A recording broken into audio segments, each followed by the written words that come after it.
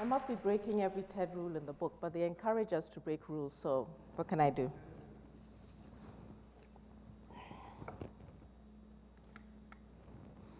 I have a foot in two worlds between West Africa and the Pacific Northwest. So as a teacher, a designer of programs for children in Ghana, and above all, a cultural connector, I'm always on the lookout for good opportunities on both sides for learning and for service. As you probably know, virtual volunteering can be done by anyone with useful skills and good connective technology. The people you affect, hopefully in a positive way, might be halfway around the world or they might be in the next room. I think of creative virtual service as virtual volunteering with a soul, because to me, it embraces the cultures that it serves. And it's also an alternative to thinking about charity engagement with Africa in terms of one-word narratives. A word like impoverished, if it dominates a narrative about whole countries and peoples, it also implies a poverty of stories. So when I work with students and communities, we try something different. Because our focus is on learning from as much as giving to, virtual service becomes a much wider narrative gateway. Almost everywhere on the African continent, there are creators and doers and thinkers who are rediscovering and reimagining their worlds. And they're using the same tools as the rest of us to tell their stories. So to volunteer in an African cause, your first obligation may be to inform yourself. And now you can allow Africans themselves to open the doors for you, because there has never been a better time to hear African voices online. You literally have access at the click of a mouse to a cultural renaissance that's underway on the continent, driven by an increasingly tech-savvy generation. How does virtual service tap into all this? In my experience, it's mainly at the intersection of culture and technology. For example, Adinkra is a visual arts tradition of West Africa. Each of these symbols represents some cultural value or idea. There's a nice display of them down the hall that way, so I know somebody in this building has been studying it. In fact, I snuck a picture of one of the drawings there. So this is Sankofa, which roughly means take what is valuable from the past to inform the future. And another one here, the spider's web in abstract, it stands for creativity. Because these are so visually compelling and their meanings are so universally applicable, Adinkra symbols are perfect for playing with contemporary messaging. This is what the volunteer right here in Spokane did. She designed and donated a line of social media buttons. These are probably amongst the very first social media buttons in use anywhere, which are inspired by an African visual arts tradition. So the point is this: when you acknowledge and you add value to your sources of inspiration, then the virtual service relationship becomes one of parity rather than of charity. You have not given to a passive recipient, you have enabled an African contribution to a global technology culture. And these are not just pretty pictures. These in-kind donations have long-term value for the organizations who benefit from them. They're intellectual capital, and they can be converted into funding streams to support causes. Plus, they're kind of cool as t-shirts. So I want to talk books now, one of my favorite subjects. My students wanted to organize a book drive for children in Africa. I asked them to think virtual, and all kinds of additional ideas started to pop up. You see, none of them had ever read a book by an African writer, maybe a couple of folk tales. But they loved science fiction and mysteries and graphic novels. They just didn't think of these genres in African settings by African writers.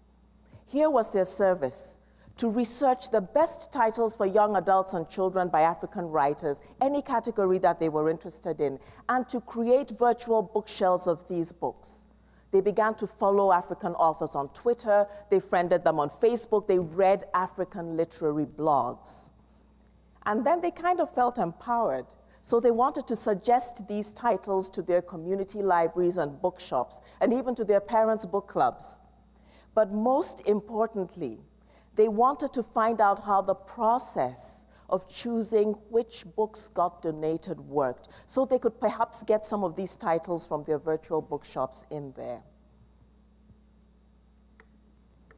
This way, the books which eventually arrive in the hands of an African child might be less of a hit-and-miss collection. They would be more apt to include some stories in which the children would recognize environments they were familiar with. They would identify with the names of the writers and some of the characters in the books, and some of the pictures would look like them. It's true that this is not building a school, it's not digging a well, it's not providing a clinic or bed nets, but it sends children in Africa a really important message about the value of their own visual and literary heritage in the context of the rest of the world. And this plays a truly powerful role in forming a confident, imaginative, and creative child whose future is in her own hands. And in that future, there are books which are donated, which will be the ones she has written for the benefit of others. So virtual volunteering of this kind is not merely transactional. It requires a commitment to active learning on almost any topic. When Drew responded to a call for community service here at St. George's, I gave her a research assignment on Anansi stories. In this West African folktale tradition, Anansi the Spider-Man is a trickster figure. He is a kind of a folk anti-hero. And her task was to follow the trail of these stories all the way from West Africa across the diaspora of Africans who had carried them into the Caribbean and the Americas. I could tell from the shared Google document we set up that she was doing really solid work on this independently. And pretty soon, there was enough material for us to think about something more. How about creating an interactive world map based on this research? I knew kids anywhere in the world where Anansi stories were told would love this when it was done. And what an affirming gift to the children of Ghana, most of whom aren't even aware of how much they have shared this with the world. So by helping to transform this cultural resource into an online artifact, notice how this student has undertaken self-directed research in literature, in culture, in geography, technology. She has effectively volunteered for an international organization. She's increased her own global competence enormously, including the discovery that the work touches on her own cultural heritage in the Caribbean. I don't know about you, but I feel a pretty good college essay coming on here. So how far can we take these ideas? They can't replace philanthropy in areas of serious need, and they're not intended to. But creative virtual service has proved to be really flexible and interactive. It moves easily from the classroom to the community at large, and it can travel well across mutually respectful cultural boundaries. And while today's stories are about West Africa and the Pacific Northwest, its applications are obviously global. You're looking at one image from a unique and historic archive of pictures taken in Ghana from the 1950s to about the 1980s. We have these pictures today, partly because they were rescued by a Spokane-based volunteer through a small digital restoration project. And it became the creative spark which brought that archive alive in Ghana. So you might be noticing there's a kind of creative call and response pattern here between both worlds. Now, 10 years after the initial work, a non-profit arts community here is about to publish catalogs to put these images in the hands of young people in both worlds. When I see those images side by side, I can just see a fabulous exhibition theme on 50 years of play culture in West Africa and the Pacific Northwest happening simultaneously in both places. You see, what we're doing may not be putting food in a hungry child's belly, but it will feed a child's mind and eventually his sense of self-worth and enhance his productive capacity. So finally, let's go global. This is my most exciting project to date. 7,000 miles from here is a small 2-acre site in the city of Accra. Those children are sitting on it. And they're drawing their best imagination of a green play space, because in urban Africa, child-centered natural space is not a priority. The idea we had was this: what if we could crowdsource the development of a purpose-designed children's park and center on that site as a model? There was no money available. I said, let's see what we can do. I'm going to Spokane, and let's see what kind of work I can do on this. So there's a coalition in Ghana and Spokane doing just that. And from this end, it's almost entirely virtual. We've reached out to the world, and people who are passionate about children and outdoor play and design and urbanism are volunteering their ideas and skills. They're from the United States, of course, but they're from Brazil and Japan and South Sudan and Nigeria and Holland.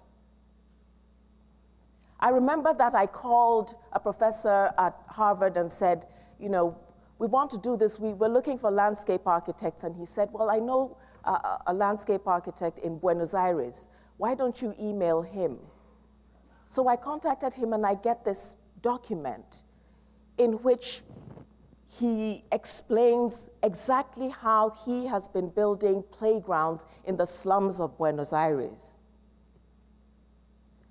And at one point, we reached out and found an architect working in the South Sudan, trying to find a small plot in the city of Juba to do very much the same thing that we were working on. So we've been Skyping back and forth with ideas and with inspirations and helping each other with our problems. If there was a virtual service heaven, this would be it.